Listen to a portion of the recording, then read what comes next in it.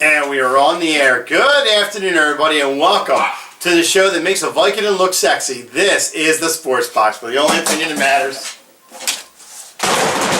It's right here. I am Mike Galetta, a.k.a. Hamilton Mike, along with my partner, Brian, the Ranger Retard. Brian, how are you? I think your form was like almost like a free throw, like it's just like the arc. What do we go over here, fire through window? You're the one who throws things. It's not in the contract here. You're not calm. You want me to store concrete?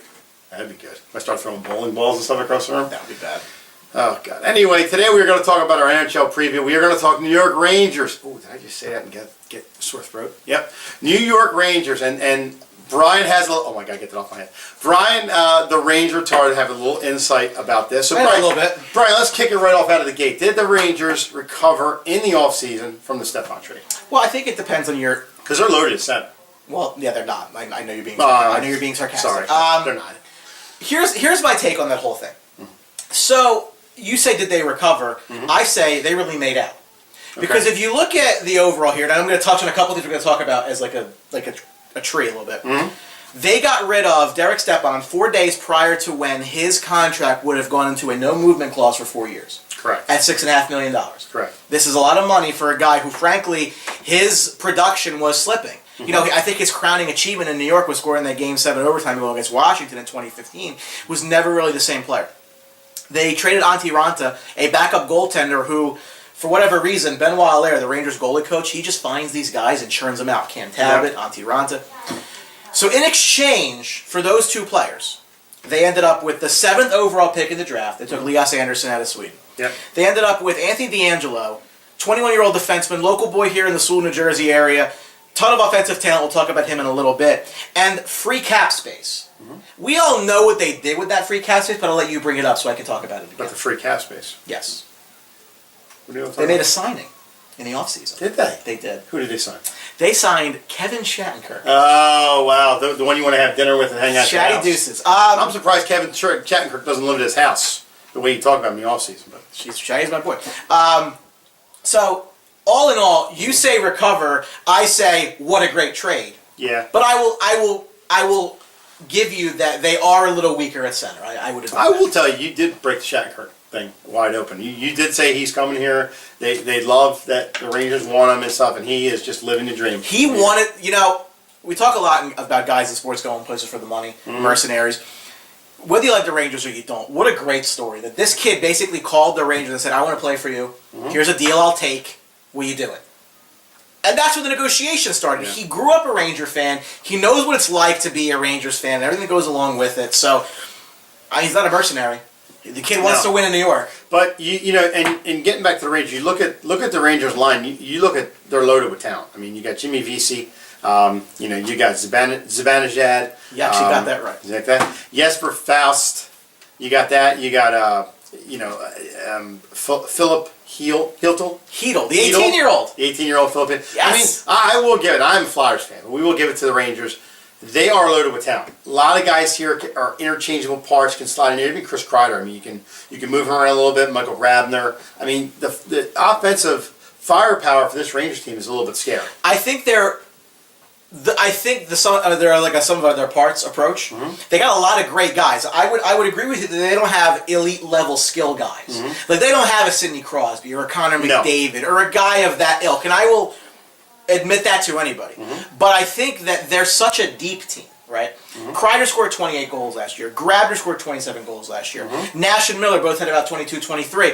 So even a Nash in a down year, they have guys, even though they might not be impact centers, that are able to get the offense. They were the 7th overall offense in the league last year. That really wasn't their problem. If you go back to what marred that season for the Rangers, it was piss poor defense, led by Dan Girardi, who is not here anymore, and an ineffective power play. And in my opinion, could they have addressed that any better than removing Dan Girardi from this team and putting Kevin Shattenkirk in his place? So with that in mind with Kevin Shattenkirk, are you feeling a little defense with Brady Shea? Or are you feeling a little bit maybe Steven Kampfer? Who are you thinking? Well, Kampfer I think is going to be... Kampfer I thought would be the 7th guy if they could get rid of Nick Holden, but I don't think that's going to happen at this point. Okay. I think the way that this is going to break down is you're going to see McDonough and Shattenkirk in what should be what should be, if not the best, a top 3 defensive pairing in the Eastern Conference. Yeah, but do you want to really load up on the front line D like that? I always like to balance out a little. I thought McDonough would go to the second line. Maybe. I'm a little higher on Brendan Smith, I think, than you might be. Okay. I think Brendan Smith's a bit like, and even Brady Shea, they're going to play well together as a pair. Right, but Brendan Smith and Shattenkirk would be good, and then you drop back Brady Shea with McDonough. I think that would be, you'd kind of balance out 2 lines there. I think they're looking for Shea to take a step up to be a little more offensive this year. Okay. So I think what they're looking at is Shattenkirk and Shea kind of play similar roles as McDonough and Smith would. So I think you kind of have a more freewheeling offensive type player on defense with a more stalwart. Maybe just because I'm used to it with the Flyers, but I just like not to put all my eggs in one basket. They kind of try to spread it out a little bit. But well, you're just not used to having eggs in a basket with the Flyers, and that's I think the biggest problem is when you have so much talent defensively, you just got to find the right way to put it there. Never ends, just never ends. No. So the aging Mark Stahl. I wish he'd age out of town. Yeah, well, you were around that last year, and you didn't pull the trigger. That happened. Here's the problem, right? Yeah. So Tony DeAngelo, the guy that they got in the trade from Arizona, New Jersey. I'm very, very bullish on this kid. In the preseason, the way he ran the power play was just effortless. He's going to run their second power play. It looks like in the regular season. Mark Stahl is the worst defenseman on this team, and for Mark Stahl to be getting paid what he's getting paid, right? I mean, there is not one bigger thing holding the Rangers back than the presence of Mark Stahl on this roster. Think he's worse than Matt Reed for the Flyers? I'd rather have Matt Reed. Oh my God, that's bad. No, I would. That's bad. I would. 3.2 million of them. Oh my God. You want 5.8? Whatever the hell Stahl's making. True. That's true. Save $2 million. That's a big thing. I mean, with the Girardi buyout, I didn't feel that they would buy out Stahl as well. But again, I would challenge anybody to tell me that the Rangers don't have, if not the best, the second best top 4 defense in the Eastern Conference. And you look at what it was last year to what it is now, night and day. And they really addressed that hole in a big way. Now, the goaltending situation, obviously, Henrik Lundqvist. Yeah, he's fine. Yeah, he's fine. And Pavlik coming over from Winnipeg, that's fine as well. I don't have a problem with that. The 2 questions I have for you is, who is the leader and goal scorer on this team?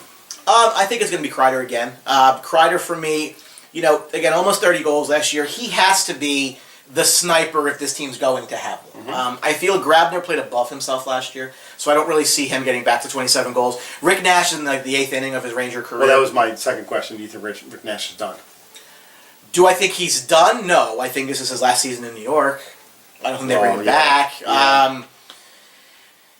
The problem with Nash is the expectations keep going low and lower. We had Jim Schmiedeberg on from Blue Shirt Underground Radio, and he said we're going to be celebrating Rick Nash's 9-goal season one of these days because this is like where we are with Nash in this team. I'd like to see more from Vesey. I'd like to see more from Zibanejad. These are guys that are young that came into the team last year that I think are going to take a step up, especially Zibanejad because he's penciled in as your number 1 center. My next question, last question to you, bigger ceiling, Jimmy Vesey or Zibanejad? Ceiling as like what they could become? Well, yes.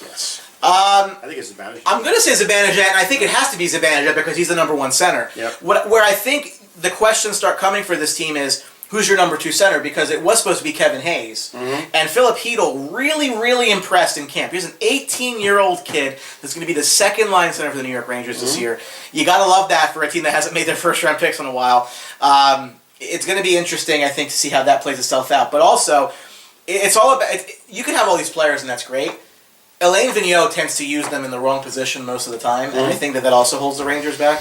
So we need a little AV help to do a little bit of a better job. And they added Lindy Ruff to that coaching staff. So you need an in the offseason. Yeah. Oh, I'm sorry. That's IV. Sorry. I don't know what you do in your spare time. Yeah. He's a concern. He's a concern, but again, it's hard to discount the talent this team has. I think from a depth perspective. I think, like for example. We didn't talk about Pavel Puknevich. Entering his 2nd year in the Rangers, a young guy with uber talent, can score a lot of goals. We'll see what he does. Anything else?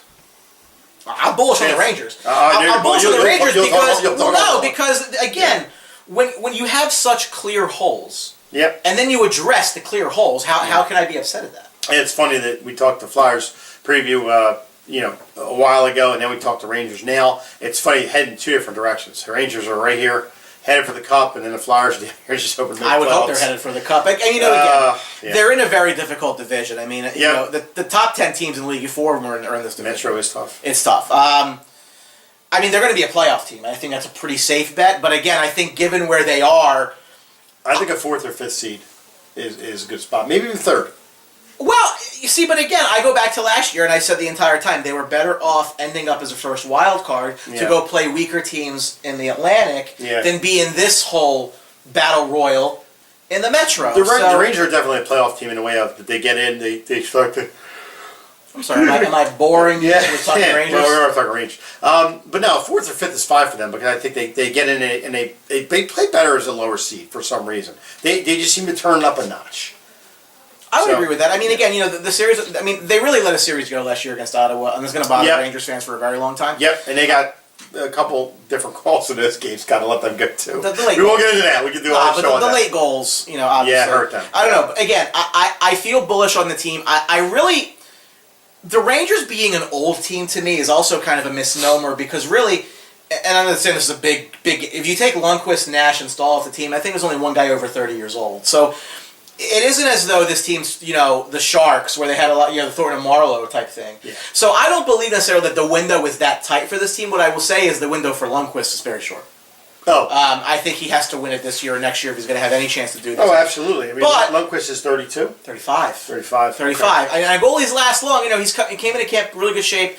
But, they have the heir apparent, Igor Shesterkin, over in the KHL, fifth-round pick a couple of years ago. He's going to be a guy who eventually takes that throne, but the Rangers want to win one for Henrik Lundqvist. Although Andersson, 36 years old for Ottawa, just got an extension. That's what I'm saying. I mean, again, I attribute a lot of Lundqvist's failures last year to the fact that he was behind a defense that really needed help. Yep. And over the course of the year, they added Brendan Smith at deadline. They re-signed him. They added Kevin Shattenkirk in the offseason. Shea now in his second year. Yeah. He's going to get a lot more run support from his guys. And if you had a younger, supportive defenseman back there, you can survive with a 35-year-old goaltender. But now that you're making him make more saves, it's kind of tough to have a goaltender. The Rangers, for whatever reason, they never seem to win the shots on goal battle. They always seem to kind of shell in the third period. But I think their offense is fine. I'm going to miss Oscar Lindbergh on that fourth line, but I think David Desharnais coming in as a power play specialist, fourth line center, I'm okay with that. Yep. I think, again, it's all Kreider. I think it hinges on Kreider and Zibanejad because you need Kreider to produce offensively and you need Zibanejad to be a number one center. If these things don't happen for the Rangers, it could get pretty ugly, but I like what they've done. Rangers in the division, what do you say? No better than third. I was going to say third. But I will say, I mean, if teams up above them fall apart, I can see them getting to second. But I don't think they're going to get into first. But I do think a couple of these teams are due for a bit of a correction back down to the norm, like a Washington.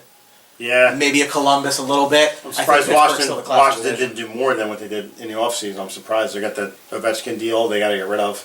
And they got a lot of different issues there. Make sure you keep an eye out. We're going to be doing the preview of the whole NHL, Eastern Conference, Western Conference. We'll talk a little more about those teams in depth. But listen, as far as the Rangers go, I love their offseason. I disagree with absolutely none of it except that Mark Stahl's still here, but they don't control that. You just shut me down there. That was nice. Just getting a little flow about the Rangers. Washington, you're just, boom, Michael, no, get out. Shut it down. We'll talk about the Capitals and their inability to win the second round of the playoffs on other shows. See, I used to actually produce this show, but since Brian came along, it's here now. It's 80% here now. So, but we're talking about we'll have to flip. We're talking about God's team. We'll have to flip the table one of these days. That's fine. You need my help with that? You got this? No, it's a little heavy though. But anyway, thank you for watching our Rangers preview. We appreciate it. And you know what? You can always get Brian's content. It's great. Here's my partner, Mike Galetta, Hamilton Mike. We're not a everywhere. silent partner anymore. Silent now. The noise you make with that bucket is never silent. We're everywhere on social media at Sportsbox Show, on Twitter and Facebook. Make sure that you're following us there. We do have a lot of Facebook Live content for our fans there, so keep an eye there. And subscribe to our YouTube channel. Hockey's just starting. I have a lot of great content for you. Unbelievable content. I can't wait. I'm going to take some Vicodin and be happy as hell. Anyway, I had to remember to keep watching us and get our content and at the Sports Box. The only opinion that matters is right here. Thanks for watching, folks. See you. I don't take your line. This episode of the Sports Box is brought to you by Mic'd Up Entertainment and DJ Mike Velardi. For all of your event planning needs, make sure you contact Mike at 609-864-5925 and tell him that you saw him on the Sports Box. 1, 2, 3. Don't forget to subscribe.